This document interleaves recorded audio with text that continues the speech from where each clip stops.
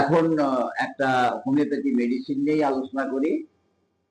ওষুধটা ল্যাকক্যানাইনাম, অর্থাৎ কুকুরের দুধ থেকে, মানে কুকুরের দুগ্ধ থেকে এই ওষুধটা প্রস্তুত। ওষুধটা কিন্তু গভীরক্রিয় এবং দীর্ঘক্রিয়, অ্যান্টিসোরিক, অ্যান্টিসাইকোটিক এবং অ্যান্টি টিউবারকুলার মেডিসিন। আমাদের খেয়াল করতে হবে প্রত্যেক ওষুধের গতি, প্রকৃতি, এগুলি খেয়াল করতে হবে। আমি প্রায় এপিসোডে বলা আছে যে প্রত্যেক ওষুধের গতি প্রকৃতি, অর্থাৎ অ্যাপোনাইটের গতি যেমন দ্রুত, ব্রায়োনিয়ার গতি তেমন ধীর।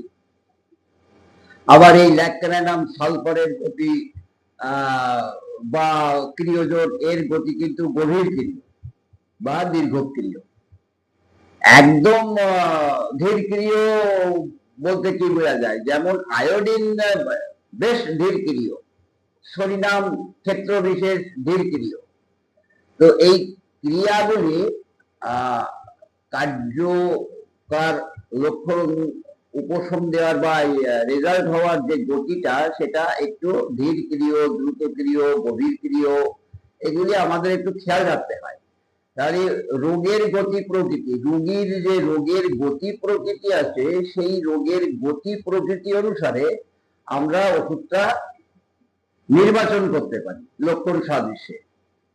দেখো, আমাদের হোমিওপ্যাথিতে যে কথাগুলি বলা হয়, treat the patient are not the disease, তার কারণ কোন রোগের নামকরণের উপরে পার্টিকুলার হোমিওপ্যাথি ওষুধ নির্বাচন করা যায় না বা হয়ও না।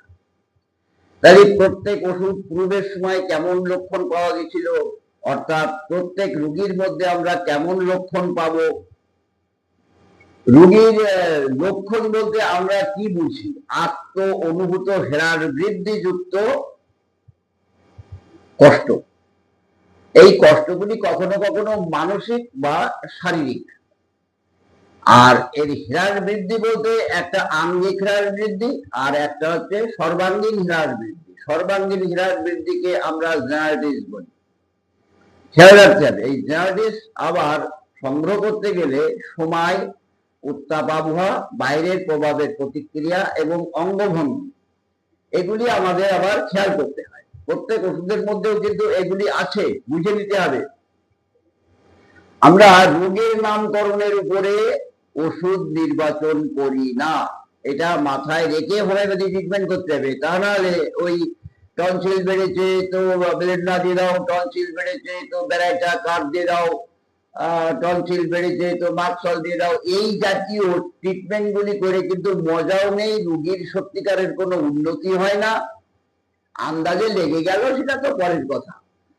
আর এতে কিন্তু খ্যাতি, যশ, সম্মান বা কোনো পুরাতন রোগ চিকিৎসা করা যায় না, হয় না।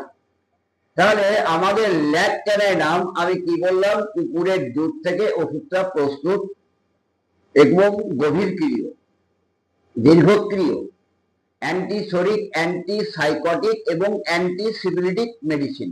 তার মানে এই মাইজামের উপরে এই ওষুধটা কাজ করে।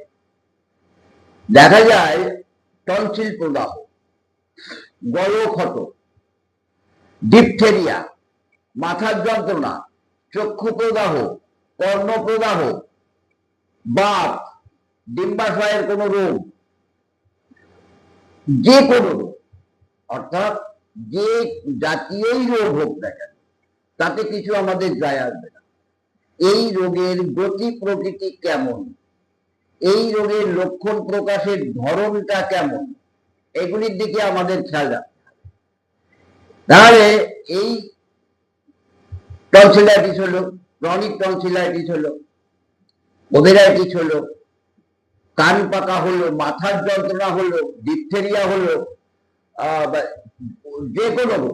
যে কোনো রোগ বা বাত, ভালো রকমের সাইটিকা বাত হোক, রিউমাটিক আর্থ্রাইটিস, জয়েন্টের ব্যথা বাত হোক, যে বা রোগী হোক না কেন, ফুসফুস প্রদাহ হোক, তাতে আমাদের কিছু যায় আসবে না।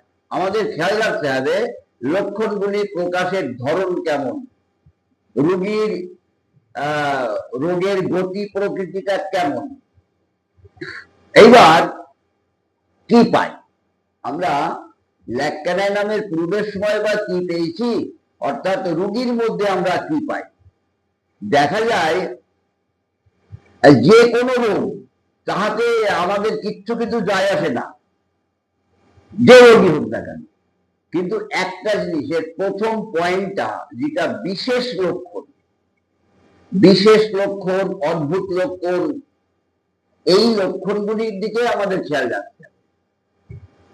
পথ প্রদর্শক লক্ষণ, বিশেষ লক্ষণ বলতে ল্যাকক্যানাই নামের একটা সব থেকে বড় বিশেষ লক্ষণ আছে। যদিও আমাদের ডাক্তারবাবুদের মধ্যে অনেকেই ওই একটা কথা মনে রাখে, অন্যান্য লক্ষণগুলির উপরে গুরুত্ব খুব কম দেয়, কিন্তু তাতে আমাদের অনেক ক্ষেত্রে রেজাল্ট হয়, আবার অনেক ক্ষেত্রে হয়ও না।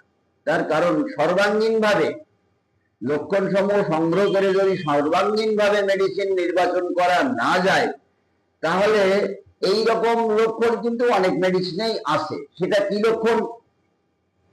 পার্শ্ব পরিবর্তনশীল। পার্শ্ব পরিবর্তনশীল।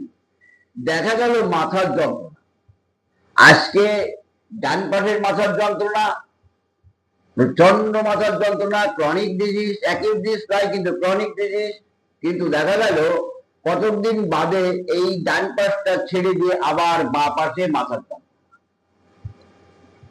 আবার বাম পাশে হয়তো একদিন একবেলা থাকলো, দুদিন থাকলো, থাকার পরে বাম পাশ ছেড়ে দিয়ে সেম আবার ডান পাশে শুরু হয়ে গেল, আবার ডান পাশে কতদিন থাকলো, থাকার পরে সেই ডান পাশ ছেড়ে দিয়ে আবার বাম পাশে শুরু হয়। দেখা যায় সাধারণত বাম পাশ দিয়েই বেশিরভাগ স্টার্ট করে, যেমন ল্যাকেসিস বাম পাশ দিয়ে স্টার্ট করে, আবার লাইকোপোডিয়াম ডান পাশ দিয়ে স্টার্ট করে, ল্যাকক্যানাই বাম পার্শ্ব দিয়ে স্টার্ট করে, নাও করে, হয়তো দেখা গেল সে ডান পাশ দিয়ে স্টার্ট করেছিল, বা রুগীর মনে নেই যে আমার কোন পাশ দিয়ে স্টার্ট করেছিল, 2 বছর ধরে ভুগছে, তার কি মনে থাকবে, অত মনে অত সে রাখতে পারল না। কিন্তু দেখা যায় রোগ লক্ষণ বা রোগের কষ্টানুভূতি বা রোগের স্থান পার্শ্ব পরিবর্তনশীল। পার্শ্ব পরিবর্তন ঠিক ঘড়ির পেন্ডুলামের মতন, একবার এপাশ একবার এপাশ, একবার এপাশ একবার এপাশ, একবার এপাশ একবার এপাশ, এইভাবে তার রোগ লক্ষণগুলি দীর্ঘদিন ধরে চলতেই আছে।